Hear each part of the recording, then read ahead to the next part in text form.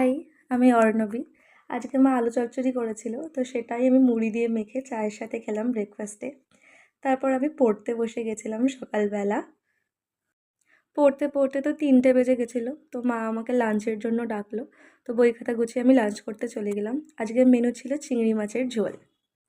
বিকেল বিকেল করে তো আমি একটু ঘুরতে বেরিয়েছিলাম, আর আমি ফ্যানটা ক্যারি করেছিলাম গরমের জন্য, কিন্তু আমি একবারও ইউজ করিনি, কারণ বিকেলবেলা খুবই ফুরফুরে হাওয়া দিচ্ছিলো সেই দিনকে, আর আমি এনজয় করছিলাম সেটাই, ফ্যানের দরকার পড়েনি। সন্ধ্যেবেলা তো সেদিনকে ঝড় উঠেছিল, এত জোরে হাওয়া দিচ্ছিল, খুব ভালো লাগছিলো সেদিনকে। অনেকদিন পর এই পচা গরমে থেকে রেহাই পেলাম এই ঝড়ে।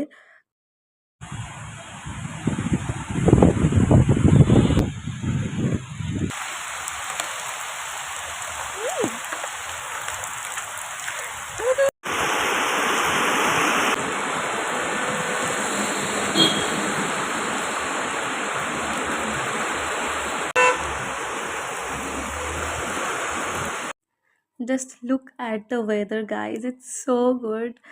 এত গরম থেকে জাস্ট রেহাই পেয়েছি, পুরো মন মাথা সব শান্তি হয়ে গেছে। তারপরে তো আমরা ওখানে একটা চপের দোকানে গেছিলাম, আর আমরা প্রচুর খেয়েছি। প্রথমে সিঙ্গারা খেলাম দুটো, তারপরে পেঁয়াজি, স্যান্ডউইচ, লঙ্কার চপ, তারপরে ফুলুরি, আবার স্যান্ডউইচ নিয়েছিলাম, লাস্টে আবার একটা পেঁয়াজি নিয়েছিলাম। বৃষ্টি হয়েছিল বলে সেদিনকে রাস্তায় প্রচণ্ড জ্যাম ছিল। বাড়িতে এসেই তো আমি পড়াতে শুরু করে দিলাম, আমার স্টুডেন্ট এসেছিলো। তারপরে ও চলে যাওয়ার পর আমি নিজেও পড়তে বসলাম।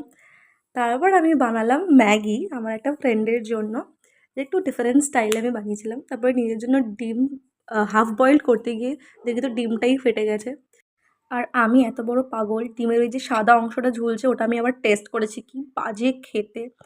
আর প্রচুর কষ্টে আমি ডিমটাকে ছাড়িয়েছি, আর ডিমটা এতটাই কাঁচা ছিল, আমি অনেক কষ্টে খেয়েছি। তারপরে তো আমি অন্য ঘরে পড়ছিলাম টেবিলে, আর আমার খুব কোমরে ব্যথা করছিলো বলে আমি আবার শোবার ঘরে চলে এসেছি, বিছানায় পড়ছিলাম। এই জন্যেই আমার মা আমাকে বলে আমার কোমর নেই। সকালবেলা যে চ্যাপ্টারটা ধরেছিলাম সেই চ্যাপ্টারটাই শেষ করলাম। আর এখন আমি রোজই পড়ার চেষ্টা করছি, কারণ সিইউ যখন তখন এক্সামের নোটিশ দিয়ে দিচ্ছে, তো কোনো রকম রিস্ক আমি এইবারে নেব না। তারপরে তো আমি ডিনারটা সেরে ফেললাম। ডিনার সারার পর দেখি মা আম কাটছে, সেটাই খেলাম। আজকের জন্য এইটুকুই, দেখা হচ্ছে পরের ভ্লগে। বাই।